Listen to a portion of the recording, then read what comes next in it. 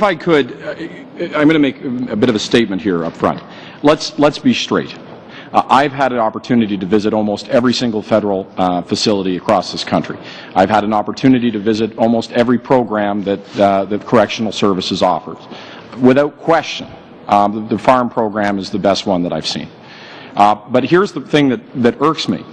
There's another standard applied to this program that isn't applied to any other program. When I walk in and I see inmates building birdhouses, no one asks how many of them go get jobs building birdhouses. When I go and watch inmates who are sweeping floors, nobody goes and says how many of them get jobs sweeping floors. When I go and I look at a literacy program, which believe me I support and needs to be done, no one asks how many of them go and write books. This is, to me, an absolutely ridiculous standard that's applied to no other program in corrections. So my question, or it's not even a question, but I'll make it in the form of a statement, and then I'll move on to a question. It is, when comparing programs, we need to compare program to program, employment to employment.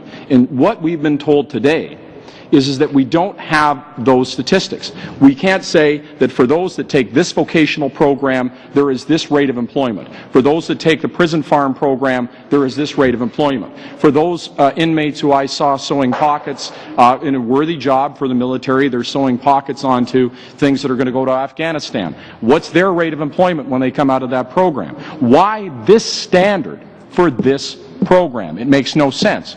The second point that I will make, and this is with respect to recidivism. The principal mandate of Correctional Services Canada is to ensure that when people come out, they don't reoffend, that they get better.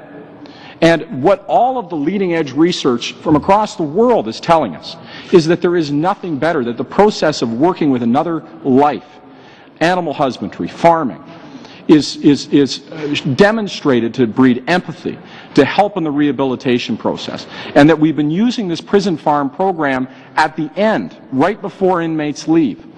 And to hear the stories, you know, Mr. Easter tells a story of inmates who had a cow that had foot rot, and would in any other circumstance be put down, but those inmates refused to let that animal be put down because they had developed such a bond for it.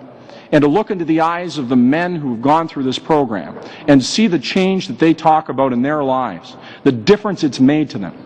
Sir, I have to submit to you that it breaks my heart to see this being done to this program. It absolutely breaks my heart.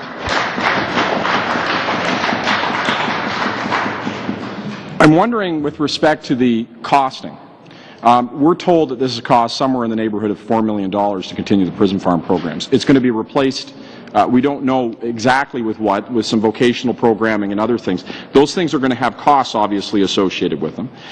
There was an incorrect statement made here earlier with respect to where we source it. We don't know that it's going to be Canada. It's subject to NAFTA, so it could be coming from Mexico. It could be coming from the United States. We have no idea where this stuff is going to be coming from. Show me the costs. I mean, can you give me a breakdown of what the new programs are going to cost, what the old program costs? I mean, give me an apple-to-apple comparison here. A lot of our new programs right now are under development. Some of the ones that have started, we can have a cost breakdown on those. But as I say, many of these areas are not yet fully developed. The farms it takes a transition period, obviously, to close things down and start things new. So can you do this then? Because this is a major decision. This is giving up on something that Canada's been involved in for the last 100 years. Can we refer this matter, if we can't have it as a committee, can Corrections refer this matter to an independent third party to look at its impact on employment, to take a look at its impact on recidivism, to take a look at its impact in terms of costing? Can you turn it over to an independent third party that we can all have trust in on those questions? And all we need to know is the end result. We don't need any other information. Can you do that for us before making a decision to shut this down, so we're making sure we're making a decision based on fact, not on whatever else this is being made on?